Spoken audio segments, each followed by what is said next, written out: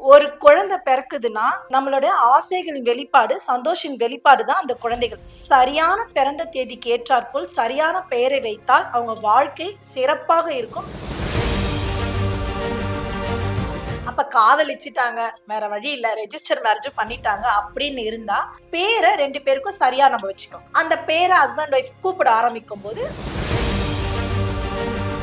இந்த நம்பர் வச்சா எனக்கு சூட்டபிளா இருக்கும், பைக் நம்பர் இப்படி இருந்தா நல்லா இருக்கும். ஒரு நோட்டுக்குள்ள கூட சில பேர் ஒரு 10 ரூபாய் நோட்டை வச்சிருப்பாங்க, இந்த நம்பர் எனக்கு நல்லா இருக்கும், சூட்டபிள், இது இருந்தா எனக்கு லக்கியா இருக்கும்னு பாத்தீங்கன்னா அவங்களோட யதார்த்தமாவே அவங்க பிறந்த தேதி கேட்டார் போல அந்த இடத்துல இருந்திருக்கும்.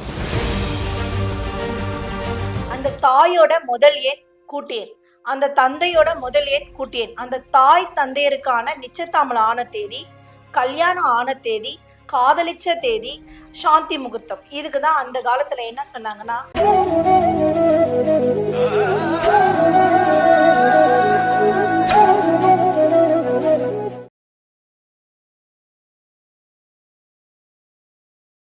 நேயர்கள் அனைவருக்கும் வணக்கம். இன்னைக்கு நம்ம கூட ஜோதிட கலையரசி, எண்கணிதம் மற்றும் பிரமிடாலஜியில் உலக சாதனை புரிந்த திருமதி யாமினி ஆனந்தகுமார் நம்ம கூட இணைந்திருக்கிறாங்க. அவங்க கிட்ட எண்கணிதம் பற்றி நிறைய கேள்விகள் இருக்கு, கேட்டு தெரிஞ்சுக்கலாம் வாங்க. வணக்கம் மேம். வணக்கம் மேம். நம்ம வாழ்க்கையில பாத்தீங்கன்னா எல்லாமே நியூமராலஜி தான் இப்ப முக்கிய இடமே பிடிக்குதுன்னே சொல்லலாம். வீட்டுல வந்து ஒரு விசேஷம் பண்ணாலும் சரி, இல்ல ஒரு கல்யாணம் பாக்குறதா இருந்தாலும் எல்லாமே நம்ம அதை படிதான் நடந்துகிட்டு இருக்கோம். சோ நம்ம வாழ்க்கையில அது ரொம்ப முக்கியமான இடத்த வந்து பிடிச்சிருக்கு இல்லையா? அதை பத்தி எங்களுக்கு விளக்கமா சொல்லுங்க மேம். நம்ம நாட்களுக்குள்ளதான் நம்ம வாழ்ந்துட்டு இருக்கோம், எண்களுக்குள்ளதான் நம்ம இருக்கோம். 27 நட்சத்திரங்கள், 12 ராசிகள், கிழமைகள் 7, மாதம் 28, 29, 30, 31, 365, 365. ஸோ எல்லாமே பார்த்தீங்கன்னா தேதி, அந்த கிழமைகள், இது எல்லாமே அந்த எண்களுக்குள்ளதான் நம்ம வாழ்ந்துட்டு இருக்கோம். ஒரு நாளைக்கு 24 மணி நேரம். ஸோ அதுலயுமே அங்க 6 வந்துடுறாரு. அப்ப அந்த நாட்கள் செய்யறத நல்லவர்கள் கூட செய்ய மாட்டார்கள். ஒவ்வொரு நாட்களும் வேலை செய்யும். ஒரு குழந்தை பிறக்குதுன்னா அந்த தாய் தந்தையருக்கு ஒரு குழந்தை பிறக்குது. நம்மளுடைய ஆசைகளின் வெளிப்பாடு, சந்தோஷின் வெளிப்பாடு தான் அந்த குழந்தைகள். அப்ப அந்த குழந்தைகள் நம்மள நம்பி பிறக்கிறப்ப சரியான பிறந்த தேதிக்கு ஏற்றாற்போல் சரியான பெயரை வைத்தால் அவங்க வாழ்க்கை சிறப்பாக இருக்கும். நல்ல படிப்பு, அறிவு, செல்வம், அசையும் சொத்து, அசையா சொத்து, எல்லா ராஜயோக வாழ்க்கையும் அந்த குழந்தைக்கு சிறப்பா இருக்கும். இப்ப ஒருத்தரை வந்து கனெக்ட் பண்றதுக்கும் அவங்களுடைய வாழ்க்கை வந்து செழிப்பா அமையறதுக்கும் இந்த நியூமராலஜி வந்து எப்படி உதவியா இருக்கும்? இப்ப ஒண்ணே இல்ல, உலகத்திலேயே மிக சிறந்த விஷயம் எதுன்னு கேட்டா நம்மளுடைய பெயர் தான். ஒரு கூட்டத்துல 1000 பேர் இருக்காங்கன்னா எம்மா எம்மான்னு கூப்பிட்டா எல்லா எம்மாவும் திரும்பி பார்ப்பாங்க. அனுஷா, சுவாதி, பிரீத்தி, அப்படி அவங்க பேரை சொல்லும்போது அக்ஷயா, ஈஷா அப்படி சொல்லும்போது தான் அவங்க திரும்பி பார்ப்பாங்க. அப்ப அந்த பேருக்கு எவ்வளவு ஒரு சக்தி இருக்கு.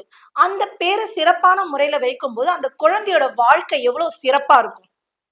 நம்மள நம்பி பிறக்கிற குழந்தைக்கு சரியான முறையில பெயர் வச்சா அவங்க வாழ்க்கை அம்சமா இருக்கும். Okay ma'am. திருஷ்டினா என்ன?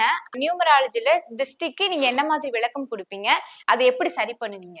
சிம்பிளான விஷயம். திருஷ்டினா என்ன சொல்வாங்க? கண் திருஷ்டி சொல்வாங்க. கல்லடி பட்டாலும் படலாம், கண்ணடி படக்கூடாது.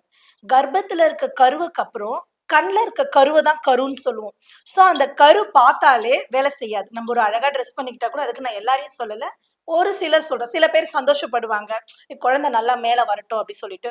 ஒரு சிலர் என்ன பண்ணுவாங்க, பாத்தியா இவ எப்படி எல்லாம் ட்ரெஸ் பண்ணிருக்கா அப்படின்னு. அந்த அந்த கண்ணுக்கு வந்து அவ்வளவு பவர் இருக்கு.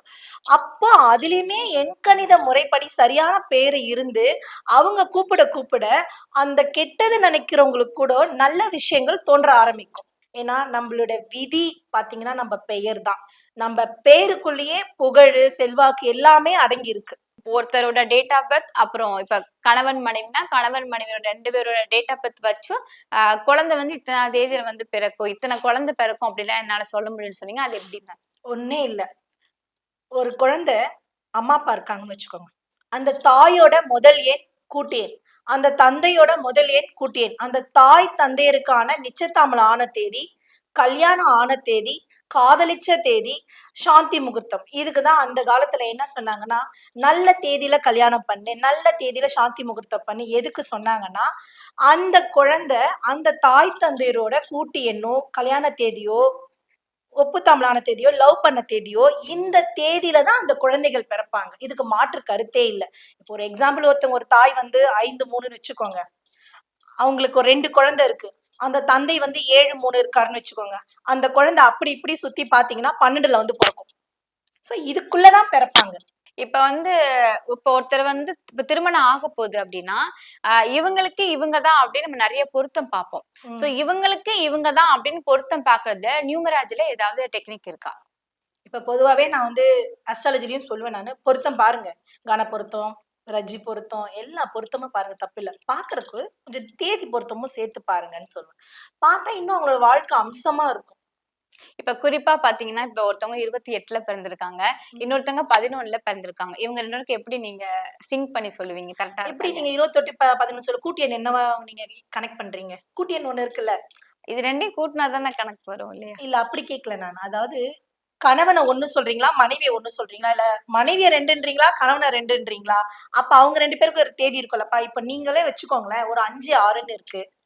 உங்க பேர் வந்து எதுல இருப்பாரு? லவ் பண்ற பேர் பார்த்தீங்கன்னா 3 சம்மந்தப்பட்டு இருக்காரா? அவரோட கூட்டு எண் எந்த சம்மந்தப்பட்டு இருக்காரு? ஸோ 2மே வச்சு சொல்லணும். ஆக்சுவலா நீங்க இந்த 3, 2ன்னு சொல்றீங்களா? அது எப்படி? அது வந்து இரட்டைப்படை, ஒற்றைப்படை அப்படி சொல்றீங்களா? இல்லடா. இப்போ உங்களோட பிறந்த தேதி இருக்குல்ல. ஆ, 24 இருக்குல்ல. அவரு ஆ. யாருல இருக்காரு? 6ல இருக்காரு. Okay, okay. இப்போ ஒரு குழந்தை 9, 12, 2023ல பிறக்குது. அந்த குழந்தை ஜனனம் எடுக்குது.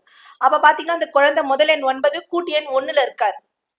அந்த குழந்தை எந்த பேர திருமணம் செஞ்சுக்கணும்ன்றத நீங்க கேட்கிறீங்களா? உங்களோட ஆமாமா. கொஸ்டின் அதுவா இருக்கா? ஆமாமா. அதுதான். அப்போ அந்த 1 இருக்காரு இல்லையா கூட்டு எண்ணு, ஆமா. அப்ப அவருக்கு சாதகமா இருக்க சுக்கிரன திருமணம் பண்றது ரொம்ப சிறப்பு. Okay, okay, okay. சிம்பிளான விஷயம் இத சொல்லப்போனா. Okay ma'am. இப்ப நம்மளுடைய வாழ்க்கையில வந்து சடனா சில விஷயங்கள் வந்து நடக்கும். பார்த்தா, "நல்ல வேலைப்பா ஏதோ ஜென்மத்துல ஏதோ ஒரு புண்ணியம் பண்ணியிருக்கேன். அதனால தான்" அப்படின்னு சொல்லுவாங்க.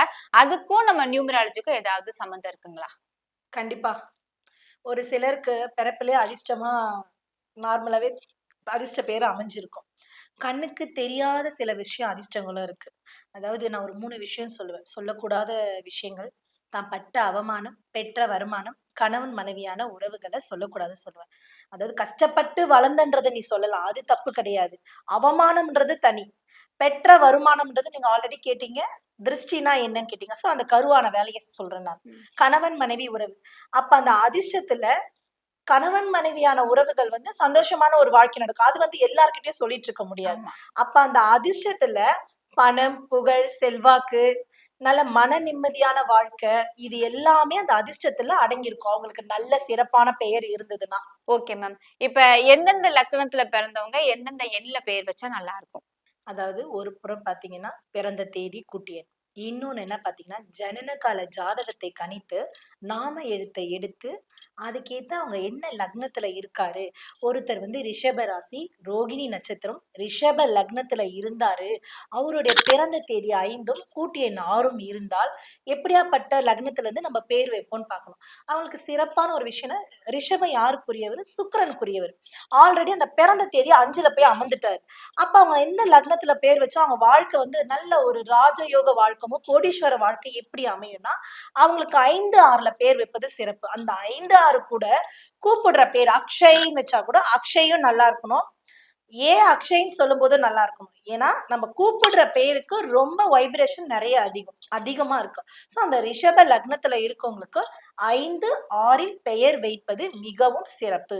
சரிங்க மேம். இப்ப பார்த்தீங்கன்னா, சில பேர்லாம் வெளில போம்போது, எனக்கு இந்தந்த நம்பர் ரொம்ப ராசியான நம்பர். ஒரு லாட்டரி டிக்கெட் வாங்குனா கூட, இந்த நம்பர் எனக்கு ராசியான நம்பர்னால இதுதான் வாங்குவேன் அப்படின்னு சில இதுல இருக்கும் இல்லையா? நீங்க நார்மலாவே ஜென்ரலா எல்லாத்துக்குமே இந்த நம்பர் வந்து ராசியா இருக்கும் அப்படின்னா, என்னென்ன நம்பர்? அத பத்தி எங்களுக்கு சொல்றீங்களா? அது எப்படி அந்த மாரி பொதுவா நம்ம வந்து எல்லா விஷயத்தையும் சொல்ல முடியாதுல்ல. அவங்க அவங்களுக்குன்னு ஒரு ஸ்பெஷல் ஒண்ணு இருக்கும் இல்லையா? இப்போ ஒருத்தர் ஒரு தனி திறமை இருக்கும். ஒருத்தர் ரன்னிங் ரேஸ்ல பயங்கரமா இருப்பாங்க. ஒருத்தங்க பியூட்டிஷியன்ல பயங்கரமா இருப்பாங்க. அந்த பியூட்டிஷியனு எந்த தேதி அவங்களுக்கு வேலை செய்யும்? இப்ப ரன்னிங் ரேஸு, ஸ்விம்மிங் பூல் இவங்களுக்கெல்லாம் பார்த்தீங்கன்னா, செவ்வாயோட ஆதிக்கம் அதிகமா இருக்கும். அப்ப 9 அவங்களுக்கு சாதகமா இருக்கும். அப்புறம் இந்த பியூட்டிஷியன்ல இருக்கவங்களுக்கு 6 சுக்கிரன் ரொம்ப சாதகமா இருக்கும்.